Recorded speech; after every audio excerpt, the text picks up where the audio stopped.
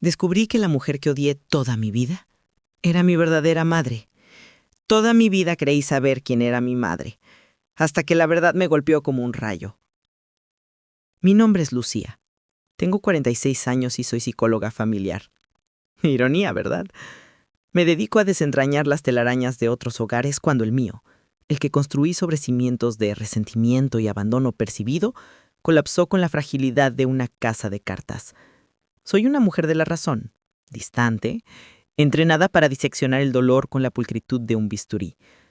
Pero no existe terapia que pueda prepararte para el impacto de una mentira que ha definido tu existencia. El escenario de este drama se llama Puerto Huemul, un pueblo costero del sur de Chile, donde el Pacífico golpea con la ferocidad de un corazón roto. Aquí el aire siempre sabe a sal, a madera húmeda y a pan recién horneado, un aroma constante que, para mí, siempre fue el símbolo de un hogar que olía a cobijo, pero que se sentía hueco. Un lugar donde la lluvia no es un simple fenómeno meteorológico, sino un personaje más, implacable, lavando las calles y a su vez protegiendo los secretos de las miradas ajenas. Mi madre, o como la llamé durante décadas, mi madre adoptiva, mi criadora, mi responsable legal, Elena, una mujer que me tomó de la mano y me instaló en esa casa de tablones oscuros. Elena era una roca, fuerte, silenciosa, práctica hasta el punto de la frialdad. Su amor no se manifestaba en arrullos ni caricias, sino en la impecable limpieza de mi uniforme escolar y en un plato de comida caliente servido a la hora exacta. Su rostro, marcado por las líneas del clima y el trabajo duro, jamás delató la tormenta que llevaba dentro, ni la que yo, su hija malagradecida, sentía crecer en mi pecho. Yo la respetaba, la obedecía, pero nunca la amé, no como una hija ama a su madre. Yo sentía el peso de una deuda, una obligación. Ella me había salvado, me había dado un nombre, una educación, pero a cambio yo le cobraba el silencio, el gran, ensordecedor silencio sobre mi origen. Desde niña, me aferré a la idea romántica de que mis padres biológicos eran artistas, viajeros, gente importante que me había dejado por razones dramáticas, no por simple abandono. Era una fantasía construida para darle dignidad a mi herida. Y Elena, al no dar detalles, al limitar la historia a un «te dejaron y yo te recogí», alimentó mi resentimiento. Era un muro infranqueable. Pero había otra mujer, la antagonista de mi infancia, la sombra constante, la señora Elvira. Elvira era nuestra vecina inmediata. Su casa era una extensión desordenada de su taller de costura, siempre lleno de retazos de tela, el zumbido de una vieja Singer y un olor dulzón a almidón. Era una mujer pequeña, con manos fuertes y callosas, y una mirada que me perforaba el alma. Y yo la odiaba. La odiaba con una intensidad desproporcionada. Desde los 6 años, recuerdo la dinámica. Yo jugando en el patio y Elvira observando desde su ventana, sin sonreír. Cuando mi pelota caía en su jardín, me la devolvía con una rudeza necesaria. Cuando me veía llorar, su expresión se endurecía en lugar de suavizarse. Elena y ella tenían una relación extraña. Hablaba un poco, solo lo necesario, pero existía una tensión palpable, una corriente subterránea que solo los secretos más profundos pueden generar. Era como si compartieran una culpa, un pacto no verbal que yo, en mi inocencia y mi furia infantil, percibía como una conspiración para mantenerme infeliz. Mi odio se cristalizó en un incidente a mis 10 años. Gané un concurso escolar de poesía. Elena me felicitó con un seco apretón en el hombro. Al día siguiente, Elvira me detuvo en la calle. No me felicitó. Simplemente me miró de arriba abajo y dijo, con una voz rasposa que aún me resuena: «La poesía es para las niñas ociosas. La vida real es otra cosa, Lucía. Métetelo en la cabeza». Ese día juré que esa mujer era mi némesis, un reflejo amargo de todo lo que no quería ser. Humilde, ruda, atrapada en ese pueblo. Elvira representaba la vida que Elena me había salvado de vivir, o eso creía yo. Mi escape fue el estudio, luego la universidad lejos y finalmente mi propia práctica en Santiago. La distancia geográfica se convirtió en la armadura perfecta contra el pasado. Volvía a Puerto Huemul una vez al año, por obligación, y cada visita era un ejercicio de contención emocional. Elena siempre igual, práctica, inexpresiva. Y Elvira siempre observando desde el umbral de su casa, una figura inmóvil en el paisaje gris. Hace 3 meses la llamada. Elena había sufrido un derrame cerebral. Volví. La casa idéntica, ahora olía a desinfectante y desesperanza. El cuerpo fuerte de Elena, reducido a una figura frágil en una cama. El médico fue claro. No había nada que hacer. Durante las largas noches de vigilia, sentada al lado de una mujer a la que nunca me permitía abrazar por completo, la culpa comenzó a roerme. No por lo que hice, sino por lo que no hice, darle el afecto que merecía su sacrificio. Una tarde, mientras ordenaba el viejo costurero de Elena buscando unas tijeras, encontré una caja metálica oxidada. Dentro, escondida bajo un montón de botones de nácar, no había dinero ni joyas. Había una fotografía desgastada, doblada por la mitad. Era la imagen de 2 mujeres muy jóvenes, sonrientes, tomadas del brazo en una playa. Una era Elena, irreconociblemente alegre. La otra era Elvira. El impacto no fue la foto en sí, era el objeto que las 2 mujeres compartían en la imagen. Un detalle sutil y simbólico, una medalla de plata, partida en 2. Elena llevaba una mitad prendida en su blusa, y Elvira la otra, colgada de un fino cordón. Eran jóvenes, íntimas, unidas por algo más que la amistad. La revelación vino acompañada de otro hallazgo en la misma caja. Una carta. No tenía remitente ni destinatario, solo una fecha de hace 46 años. La letra era nerviosa, como si hubiera sido escrita a toda prisa o con la mano temblando. Leí las primeras líneas y el aire se me fue de los pulmones.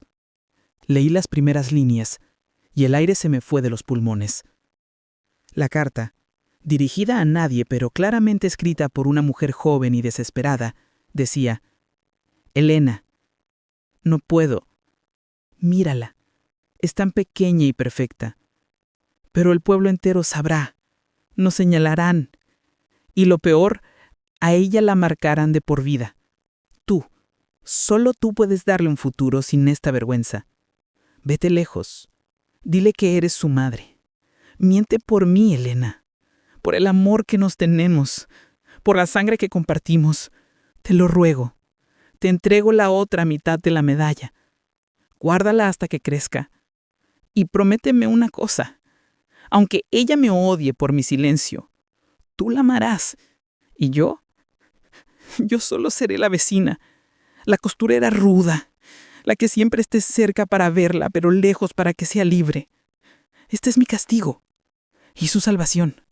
La letra era inconfundible, grabada en mi memoria por décadas de recibir pequeñas notas rudas sobre la poda del jardín o el préstamo de azúcar. Era la letra de Elvira. El silencio en el cuarto de Elena se hizo monumental.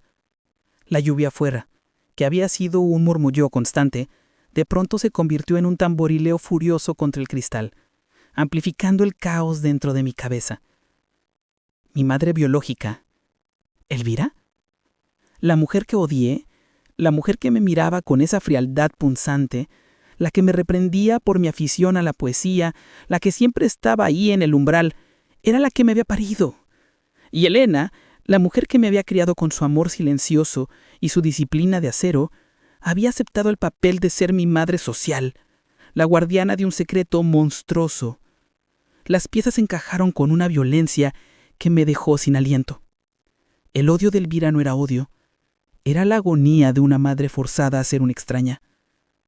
Su rudeza, su distancia, su manera de castigarme sutilmente, era la única forma que encontró de mantener la distancia, de no romper el pacto, y quizás la única forma de mitigar el dolor de no poder abrazarme.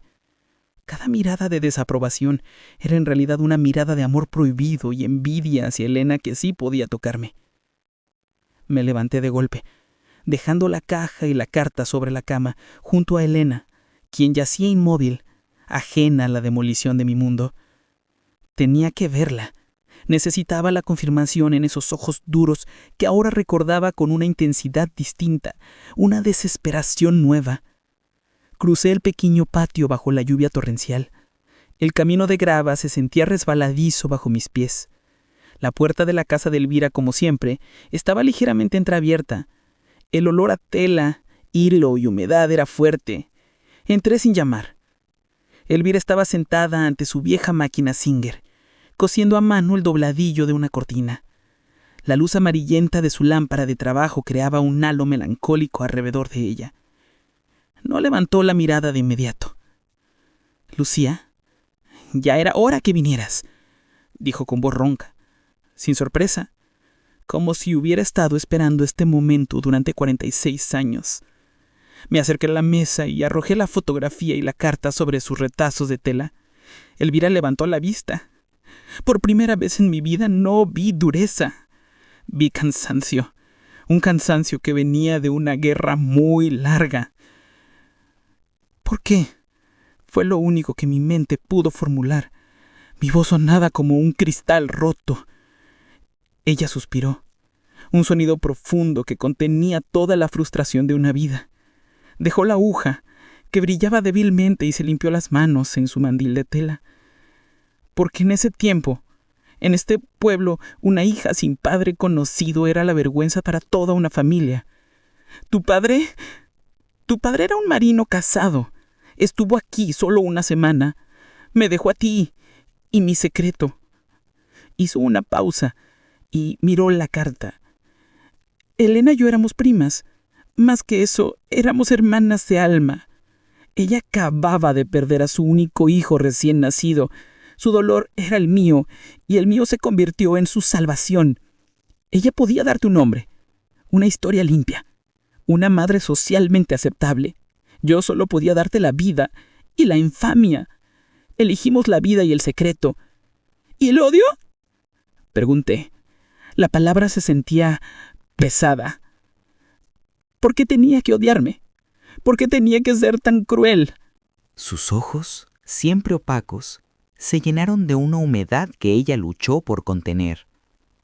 No te odié, Lucía. Me odié a mí misma por haberte abandonado.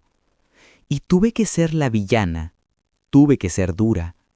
Si yo hubiera sido tierna, si te hubiera acariciado, si te hubiera mostrado un gramo de amor, me habrías extrañado. Te habrías aferrado a mí. Habrías notado la diferencia entre mi amor y el de Elena, y el secreto se habría roto. Te habrías quedado en este taller, te habrías casado joven aquí sin futuro. Tenía que empujarte lejos, tenía que hacerte odiar la vida que te ofrecí, para que quisieras la que Elena te dio. Señaló un punto invisible. Cada vez que te regañaba, cada vez que te decía que te enfocaras en el estudio, cada vez que te veía con desdén, era mi manera retorcida de decirte: vete de este lugar, Lucía. Vuela. No seas como yo. La revelación no era solo la identidad de mi madre, era el desmantelamiento de mi narrativa personal. El odio que sentía no era más que un amor materno disfrazado de crueldad, diseñado para impulsarme. Mi vida no había sido marcada por el abandono, sino por un sacrificio compartido por dos mujeres, un pacto de silencio y dolor que duró casi medio siglo. Miré a la mujer sentada frente a la Singer. Ya no era la costurera ruda, era una madre, mi madre, y todo el resentimiento acumulado durante 40 años se disolvió, dejando un vacío helado y una inmensa, abrumadora pena. Me sentí la peor de las hipócritas. Yo, la psicóloga de familias, la experta en patrones emocionales, no había visto el patrón más obvio y doloroso de todos.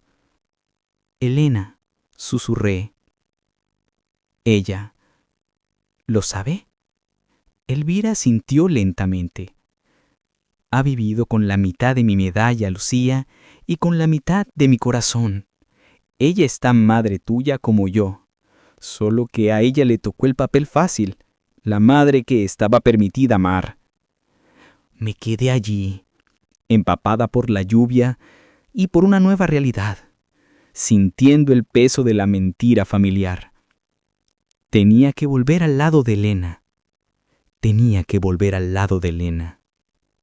Regresé a la casa como en trance. Cada paso sobre la grava ahora resonaba con el eco de la mentira que había sido mi verdad. Entré en la habitación de Elena. Su respiración era superficial, pausada. Elvira tenía razón. Elena había cargado con el papel fácil, pero ¿qué había de fácil en amar incondicionalmente a una niña ajena, sabiendo que la verdadera madre vivía a pocos metros de distancia, sufriendo en silencio? Me senté a su lado y tomé su mano, algo que rara vez había hecho en mi vida adulta. La piel estaba seca, arrugada, pero la sentí fuerte, la misma mano que me había sujetado firmemente al cruzar la calle. Acerqué la carta y la foto a su rostro. Elena, susurré, aunque sabía que no podía escucharme. No hubo respuesta, solo el monitor marcando su pulso, pero al pronunciar las palabras en voz alta, sentí una oleada de comprensión. La distancia de Elena no era frialdad, sino la disciplina necesaria para mantener el pacto. Ella no podía permitirse ser demasiado cariñosa, no podía permitirse un arrebato de ternura que pusiera en peligro la coartada y, sobre todo, no podía competir con el fantasma de la madre biológica. Me di cuenta de que mi resentimiento hacia ella por el silencio era injusto. Yo le había exigido una verdad que no le pertenecía revelar. Su amor fue el de la renuncia, renunciar a la verdad para salvar mi futuro, y renunciar a la efusividad para no herir a Elvira. Las horas se deslizaron. La lluvia amainó hasta convertirse en una llovizna fina, dejando las ventanas empañadas, creando un filtro melancólico en la habitación. Decidí que no podía seguir manteniendo a Elvira en la agonía de la distancia. Si la mentira había sido un acto de amor, la verdad debía ser un acto de perdón. Llamé a Elvira. No tuve que explicar nada. Mi voz, seguramente quebrada, bastó. Minutos después, entró en el cuarto. Por primera vez vi a Elvira cruzar el umbral de nuestra casa, la casa que le había sido negada. Se acercó a la cama, miró a Elena con una ternura infinita, una que nunca le había visto. En ese instante no eran rivales ni cómplices. Eran dos mujeres unidas por el sacrificio de una hija. Elvira se inclinó y acarició el cabello de Elena. «Descansa, hermana. Ya lo sabe», dijo Elvira con la voz apenas un susurro. «El secreto ha terminado». Elvira se sentó en el sillón frente a mí, sacó de su bolsillo la otra mitad de la medalla de plata. Era idéntica a la de la foto, desgastada por el tiempo y el contacto con la piel. Me la tendió. La tomé. El metal estaba frío, pero al tocarla sentí una conexión tangible con mi pasado, con la verdad. Colocamos las dos mitades sobre la mesita de noche de Elena, la mía y la de Elvira, y las contemplamos. El grabado, un simple E y B entrelazadas, ahora significaba Elena y vida, Elvira y verdad. Nos sentamos en silencio, las dos, como las guardianas de un faro que acababa de apagar su luz. Yo, Lucía, la hija dividida, ahora me sentía completa, aunque rota por la revelación. Elvira, sin mirarme, habló de nuevo, pero esta vez no con el tono de justificación, sino con el de la memoria. Me contó los pequeños detalles, cómo me veía irme a la escuela desde la ventana, cómo una vez cosió en secreto el ruedo de mi vestido favorito cuando me caí, cómo se alegró en silencio cuando me fui a estudiar a la capital porque sabía que yo estaba volando lejos de la vida que ella temía para mí. «¿Y por qué te convertiste en psicóloga?», me preguntó, una chispa de genuina curiosidad en sus ojos. «Supongo que para entender por qué mi madre me había abandonado, para curar mi herida», respondí, sintiendo el nudo en la garganta. Ella sonrió tristemente. «Y mírate ahora, curaste la herida de la hija que creía ser, solo para descubrir la herida de la madre que nunca pudiste ver». La noche cayó sobre Puerto Huemul. La luz tenue de la habitación nos envolvía. Me levanté y caminé hacia la ventana, observando el reflejo borroso de la casa de Elvira, tan cerca, tan lejos. El olor a pan recién horneado de esa tarde se había desvanecido, reemplazado por el olor a ozono y tierra mojada. El giro era profundo. El abandono que yo había resentido era en realidad el mayor acto de amor incondicional que dos mujeres podían orquestar. El odio era la máscara, y debajo había una redención que no había buscado, sino que me había encontrado. Pero me faltaba algo esencial, el perdón. No el perdón hacia ellas, que ya estaban haciendo en mi corazón, sino el perdón hacia mí misma por haber sido tan ciega, tan egoísta en mi dolor.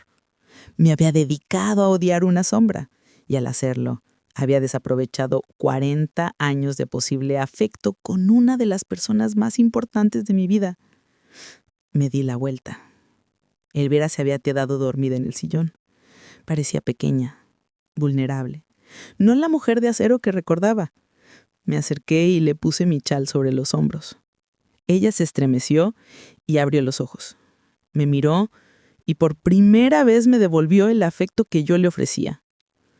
«Duerme, mamá», le dije. Elvira cerró los ojos y una sola lágrima, la primera que le vi derramar, se deslizó por su mejilla. Había esperado toda su vida por esa palabra. Las siguientes semanas fueron un limbo de vigilia y revelación. Elena seguía ahí, su presencia silenciosa y constante, como el gran testigo de nuestra tardía reconciliación. Elvira y yo pasamos las mañanas y las noches en esa habitación, entrelazando las historias que la mentira había separado. Ya no éramos la psicóloga y la costurera, ni la hija resentida y la vecina hostil. Éramos madre e hija, compartiendo el cuidado de la mujer que había sacrificado su propia vida emocional para que ese vínculo pudiera algún día sanar. Elvira me contó cómo había sido el parto, sola, con la única ayuda de Elena, en la parte trasera de su taller en una noche de tormenta. Me describió el terror de separarse de mí al amanecer, sintiendo que le arrancaban el alma. Me relató la disciplina autoimpuesta de no acercarse, de no cederme un solo regalo, ni una sola caricia. Un día, a mis 7 años, yo había estado enferma con fiebre alta. Elena se había quedado dormida del cansancio. Elvira me confesó que se había colado en la casa en medio de la noche.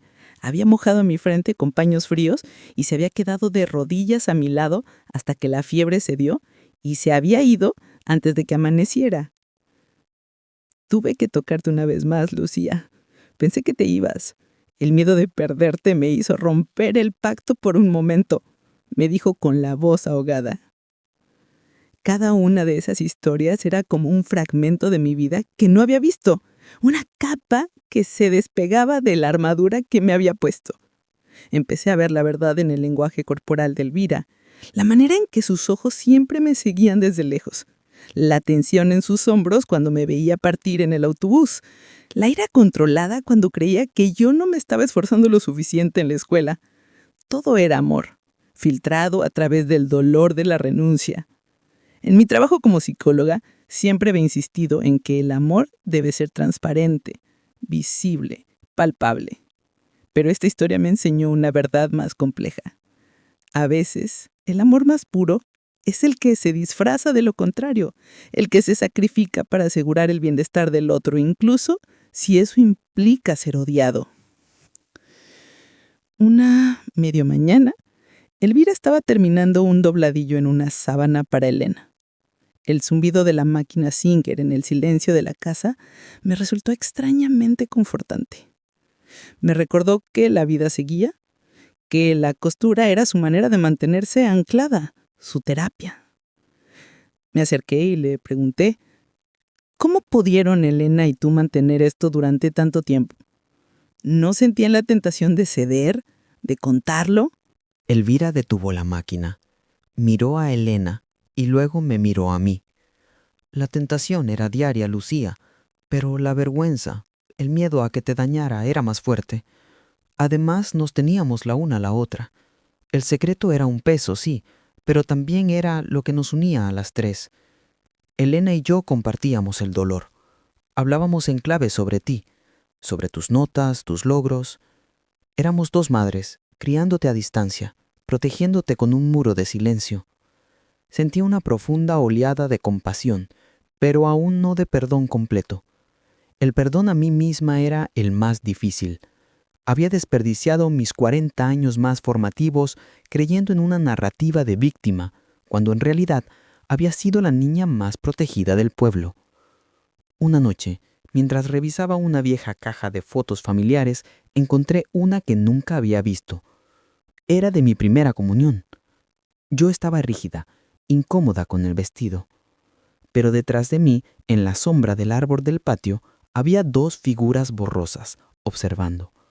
Una era Elena, con su expresión seria, y la otra, inconfundiblemente, era Elvira, con una pequeña támara en la mano. Recordé ese día. Elena me había regañado porque no sonreía.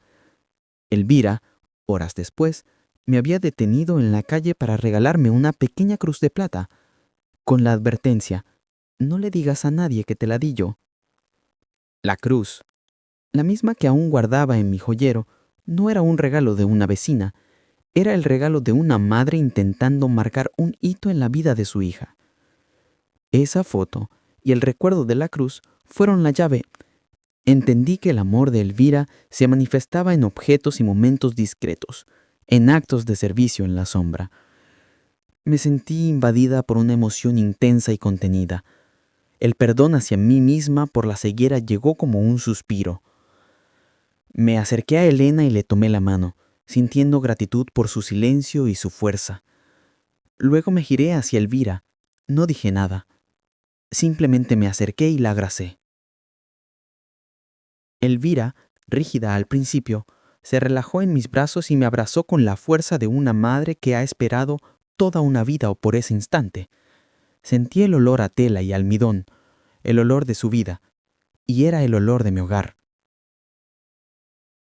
El abrazo duró lo que pareció una eternidad. Fue una catarsis silenciosa, la demolición final del muro que me había separado de mi verdad.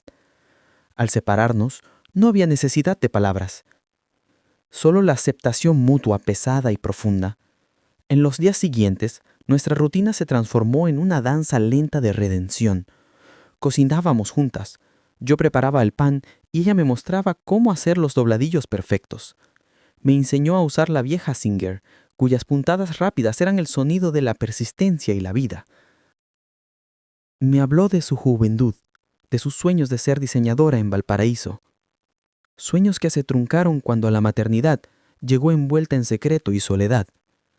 Aprendí que Elvira no solo era la costurera ruda, sino una artista frustrada, que vertía su creatividad y su amor contenido en los patrones y las telas de sus clientes. Me mostró un baúl viejo lleno de bocetos de vestidos elegantes, diseños que nunca se atrevió a hacer para sí misma.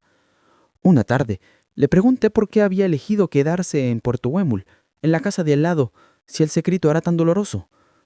«Porque aquí estabas tú, Lucía», me respondió, mientras me mostraba una técnica para coser un botón que nunca se caería. No podía irme. Necesitaba verte crecer.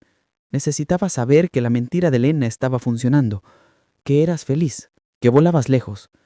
Elegí el castigo de la proximidad. Para mí el exilio más cruel hubiera sido la distancia total. Ese concepto, el castigo de la proximidad, me golpeó con fuerza. Era el antónimo de mi propio mecanismo de defensa. Yo había elegido el exilio de la distancia para evitar el dolor. Ella había elegido el dolor constante de estar cerca para asegurar mi bienestar. Mientras más me sumergía en su vida, más admiración sentía.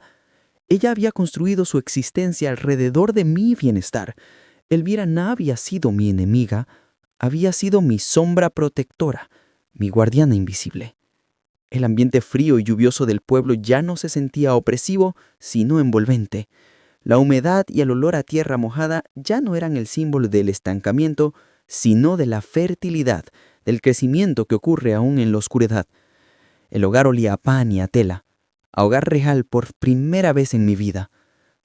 Pero La vida de Elena se estaba apagando. El pulso se hizo casi imperceptible. Elvira tomó la mano de Elena y yo tomé la otra. Las dos mitades de la medalla en la mesita de noche brillaban bajo la tenue luz del amanecer. Elena abrió los ojos. Fue solo un segundo, un destello de conciencia. Nos miró a las dos. En sus ojos opacos no vi reproche ni dolor.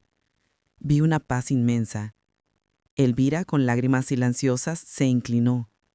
Gracias, hermana. Ya terminamos. Yo acerqué mi rostro al de Elena. Gracias, mamá, por todo.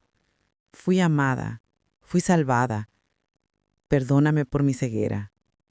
Una sonrisa diminuta, casi imperceptible, curvó la comisura de sus labios. Fue el último acto de afecto de la mujer que me había enseñado la estructura y la disciplina. El amor no siempre se muestra con ternura. A veces, se muestra con la contención que garantiza la supervivencia. El último aliento se fue con el sonido del goteo de la lluvia en el alero. Elena se fue. La mujer que me había criado, la guardiana del secreto, el cimiento de mi vida, se había ido en paz, sabiendo que la verdad había salido a la luz y que sus dos amores, Elvira y yo, estábamos finalmente unidas. El luto fue compartido, profundo y extrañamente liberador. Ya no llorábamos a la madre adoptiva o a la prima lejana. Llorábamos a la hermana, a la co-conspiradora, a la figura materna que nos había unido a través del sacrificio. Elvira y yo nos encargamos juntas del funeral. Al enterrarla, no solo enterramos su cuerpo, sino también la mentira que nos había definido. 2 días después, en un ritual íntimo, Elvira tomó las 2 mitades de la medalla. Aquí está la sexta y última parte de la historia, cerrando el arco narrativo con catarsis y redención. 2 días después, en un ritual íntimo, Elvira tomó las 2 mitades de la medalla. Estábamos en el salón de la casa de Elena, ahora mi casa. Elvira y yo sentadas en silencio, la luz filtrándose por la ventana y dejando ver motas a polvo en suspensión, como pequeños recuerdos flotando. La casa, vacía de Elena, estaba llena de su presencia. Elvira me miró con sus ojos ahora brillantes de una emoción incontrolada que finalmente se permitía sentir. Sostuvo las 2 mitades de la medalla de plata en su palma callosa. Esta medalla, comenzó, su voz más clara y firme que nunca. Era un pacto de silencio y de vida. Nos unía a mí y a Elena. Ahora te une a ti con tu historia completa. Me tendió las 2 mitades que encajaban perfectamente en el centro de su mano. Guárdala tú, Lucía. Tú eres la verdad que Elena y yo protegimos. La llevarás por nosotras 2. Tomé la medalla. El metal, al juntarse, se sintió cálido en mi mano. Sentí que no solo recibía un objeto, sino la herencia de un amor inmenso y complejo. Elvira, después de un largo silencio, se levantó y se dirigió hacia la puerta, hacia su casa, hacia su taller. ¿Te vas?, le pregunté, con un pánico repentino de que el silencio volviera. Ella se giró. En su rostro ya no había rastro de la costurera ruda que yo había conocido. Había una mujer liberada. No, Lucía. Vuelvo a mi casa, pero ya no es para espiarte. Ya no es para hacer la sombra. Ahora es mi casa, y tú eres mi hija que vive en la puerta de al lado. Hizo una pausa y por primera vez me sonrió con genuina y total dulzura. Ahora que el odio se ha ido, podemos empezar de cero. Como madre e hija, no hay necesidad de que vivamos juntas para estar unidas. La mentira se fue, el amor se queda. Y así la vi cruzar el patio. Pero esta vez, la mirada de Elvira no era de vigilancia ni de dolor, era de pertenencia. Me quedé sola en la sala. Lucía, 46 años, psicóloga familiar, la mujer que había crecido creyendo en la racionalidad y la distancia, se encontró en medio de una explosión emocional de afecto tardío. Comprendí que mi vida no había sido un error ni un accidente, sino una obra de arte tejida con sacrificios y secretos. Mi arco emocional había completado su recorrido. El resentimiento por el abandono se había desmoronado ante la duda provocada por la foto. La revelación de la carta me había roto, pero me había dado mi verdad. El perdón fluyó cuando entendí que el odio de Elvira era amor enmascarado. Y finalmente, la aceptación llegó al ver la paz en el rostro de Elena y la liberación en los ojos de Elvira. El amor no siempre se presenta con la ternura que se espera. Lo aprendí a los 46 años de boca de la mujer que odié. A veces, el amor es el sacrificio de la propia felicidad, la decisión de ser el villano para que el otro pueda ser el héroe de su propia vida. Me dirigí a mi escritorio, mi viejo lugar del trabajo en esa casa. Saqué mis notas, mi libreta de reflexiones. El bolígrafo en mi mano se sintió pesado. Empecé a escribir, ya no como psicóloga, sino como hija. Hoy, el pueblo de Puerto Humel sigue oliendo a madera húmeda y a pan, pero ahora, para mí tiene un nuevo aroma, el de la verdad liberada. Ya no soy la niña abandonada, soy la ya de 2 mujeres que me amaron en las maneras más opuestas y valientes posibles. Y el único secreto que queda es este: el amor es capaz de las mentiras más grandes para construir la verdad más fuerte. Cerré los ojos. La lluvia fuera reció volviendo a arreciar. Un tamborileo constante. Ya no era un sonido de melancolía, sino de limpieza. Había llegado a casa, y en la costurera ruda, mi vecina del lado, había encontrado no solo a mi madre, sino la redención de mi propia historia.